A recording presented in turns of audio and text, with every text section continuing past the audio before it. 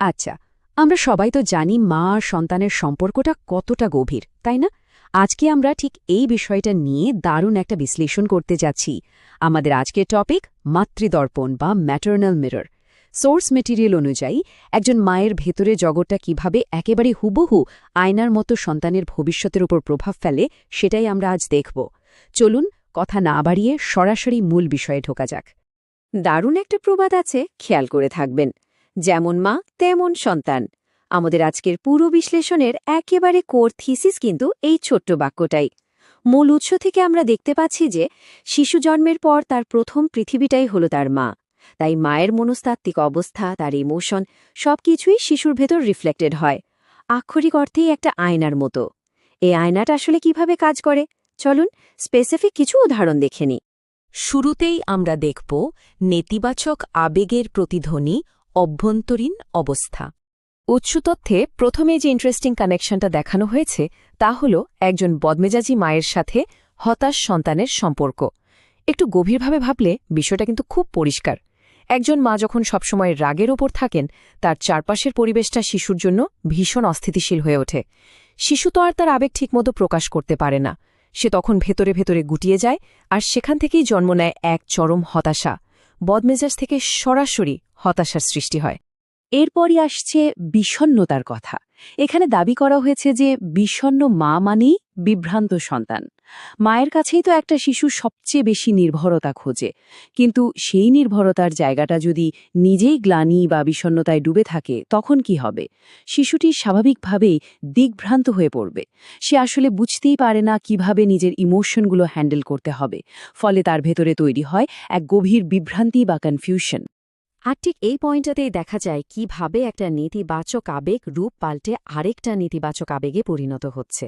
মায়ের হতাশা থেকে তৈরি হচ্ছে উদ্বিগ্ন বা অ্যাংশাস সন্তান। মায়ের ভেতরের যে দীর্ঘমেয়াদী না পাওয়ার কষ্ট বা ফ্রাস্ট্রেশন, সেটা শিশুর ছোট্ট পৃথিবীতে এক অজানা ভয় বা নিরাপত্তাহীনতা তৈরি করে। শিশু যখন দেখে তার মাই নিজের পরিস্থিতি নিয়ে হতাশ, তখন তার মধ্যে সারাক্ষণ এক ধরনের সার্ভাইভাল অ্যাংজাইটি বা উদ্বেগ কাজ করতে থাকে।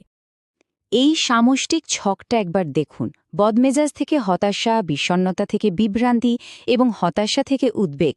প্যাটার্নটা একেবারে স্পষ্ট। এই সোর্স আমাদের দেখাচ্ছে যে মায়ের ভেতরের মানসিক অবস্থা কখনোই শুধু তার নিজের মধ্যে আটকে থাকে না, বরং সেটা অদৃশ্য একটা বোঝার মতো সরাসরি সন্তানের কাঁধে এসে চাপে। ইন্টারনাল নেগেটিভিটি কতটা শক্তিশালীভাবে পরবর্তী প্রজন্মকে প্রভাবিত করতে পারে বলে উৎস তথ্যটি দাবি করছে, এটা তারই একটা চমৎকার উদাহরণ। এবার আমরা ইমোশন থেকে সরে গিয়ে বাইরের আচরণের দিকে ফোকাস করব। আমাদের পরের সেকশন আচরণের প্রতিফলন, কাজ এবং ফলাফল। আচরণগত দিক থেকে প্রথম যে বিষয়টা উল্লেখ করা হয়েছে তা বেশ দুঃখজনক। চেঁচামেচি করা মা এবং দুঃখী সন্তান। বলা হচ্ছে উচ্চস্বরে কথা বলা বা অ্যাগ্রেসিভ আচরণের সরাসরি পরিণতি হল শিশুর মনের গভীর বিষাদ। অনবরত এমন শোরগোল আর আগ্রাসনের মধ্যে বড় হলে শিশুর স্বাভাবিক আনন্দগুলো তো ধীরে ধীরে ম্লান হয়ে যাবে। মায়ের বাহ্যিক এই শব্দের বিস্ফোরণ আসলে সন্তানের ভেতরে একটা নীরব দুঃখবোধ তৈরি করে। উৎস তথ্যে এবার খুব অদ্ভুত কিন্তু ইন্টারেস্টিং একটা কানেকশন দেয়া হয়েছে। বাচাল মা আর বোকা সন্তান। মানে মা যদি প্রয়োজনের তুলনায় অতিরিক্ত কথা বলেন, তবে সন্তান নাকি বোকা হয়। এর পেছনে মনস্তাত্ত্বিক লজিকটা হলো অতিরিক্ত কথার ভিড়ে শিশু নিজে চিন্তা করা বা চারপাশটা নীরবে অবজার্ভ করার স্পেস পায় না। চারপাশটা উপলব্ধি করার যে সুযোগটা বুদ্ধি বিকাশের জন্য ভীষণ জরুরি, সেটা বাধাগ্রস্ত হয়। ফলে তার নিজস্ব বুদ্ধিবৃত্তিক বিকাশটাই থমকে দাঁড়ায়। সবচেয়ে ভারী এবং ইথিক্যাল কানেকশনটা দেখা যায় ঠিক এখানে, সততার ক্ষেত্রে।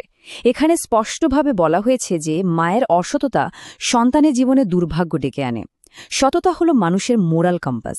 একজন মায়ের অসততা বা নীতিহীনতা সন্তানের নিয়তির সাথে সরাসরি যুক্ত হয়ে এমন এক নেতিবাচক প্রভাব ফেলে যা থেকে বের হওয়া খুবই কঠিন।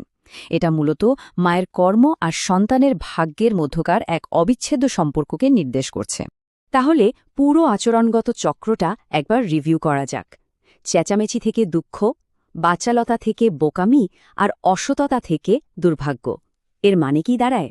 মানে হল আমাদের বাহ্যিক কাজগুলো কখনোই শূন্যে মিলিয়ে যায় না। মায়ের প্রাত্যহিক জীবনের ছোট ছোট আচরণগুলো অনেক জোরে প্রতিধ্বনিত হয় সন্তানের জীবনে। সন্তানের ভবিষ্যৎ যেন মায়ের প্রতিদিনের আচরণেরই এক জীবন্ত দলিল। এতক্ষণ তো আমরা বেশ কিছু নেতিবাচক দিক আর সতর্কতামূলক প্রভাব নিয়ে কথা বললাম, কিন্তু এখানেই একটা দারুণ প্রশ্ন চলে আসে। এই আয়নায় যদি পজিটিভ আর অনুপ্রেরণামূলক কোনো গুণের প্রতিফলন ঘটে, তখন কি হবে? যখন এই মাতৃদর্পণ আলোতে ভরে ওঠে, তখন সেটা সন্তানের নিয়তিকে কিভাবে বদলে দেয়? চলুন উৎস তথ্যের আলোকেই এই চমৎকার রূপান্তরটা এবার দেখে নেওয়া যাক। আমাদের শেষ সেকশন, ইতিবাচক সাফল্যের রূপরেখা, অনুপ্রেরণামূলক দর্পণ। পজিটিভ দিক থেকে প্রথমেই আসছে বিশ্বাস বা ধর্মের কথা। একজন দিনদার বা বিশ্বাসী মায়ের সরাসরি ফসল হল একটি সৎ সন্তান। মায়ের ভেতরের যে পবিত্রতা, মূল্যবোধ আর নৈতিকতা, সেটা একেবারে সরাসরি সন্তানের ভেতরে সততার বীজ বুনে দেয়।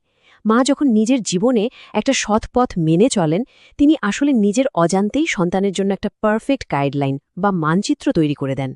এরপর যে পয়েন্টটা আছে সেটা একেবারে গেম চেঞ্জার। একজন হিসেবি বা দূরদর্শী মা জন্ম দেন একজন সফল সন্তানের। এখানে হিসেবি বলতে কিন্তু শুধু টাকার হিসেব বোঝানো হচ্ছে না, বরং সম্পদ, সময়, ডিসিশন, জীবনের সব ক্ষেত্রে বিচক্ষণতা এবং পরিমিতিবোধের কথা বলা হচ্ছে। মায়ের এই সুশৃঙ্খল আর গোছানো লাইফস্টাইলটাই সন্তানের ভেতরে ট্রান্সফার হয়, আর আমরা সবাই জানি এই পরিমিতিবোধই তো যে কোনো সফলতার সবচেয়ে শক্ত ভিত্তি। আর আয়নার একেবারে বিশুদ্ধতম রূপটা দেখা যায় বুদ্ধিমত্তার ক্ষেত্রে। এখানে বলা হয়েছে বুদ্ধিমতী মায়ের সন্তান বুদ্ধিমান হয়। মায়ের চিন্তার গভীরতা, সমস্যা সমাধানের সক্ষমতা, এগুলো অবিকলভাবে পরবর্তী প্রজন্মের কাছে স্থানান্তরিত হয়। এটা সত্যি খুব চমৎকার একটা ব্যাপার যে একটা শিশুর মেধা আর বুদ্ধিবৃত্তিক উৎকর্ষের পেছনে মায়ের নিজের বুদ্ধিবৃত্তিক চর্চার কত বড় একটা ভূমিকা থাকে। সৎ সন্তান, সফল সন্তান এবং বুদ্ধিমান সন্তান, এই লিস্টটা শুধু কয়েকটা শব্দের সমষ্টি নয়, এগুলো হলো একজন আদর্শ মায়ের পজিটিভ ইনফ্লুয়েন্সের চূড়ান্ত রেজাল্ট।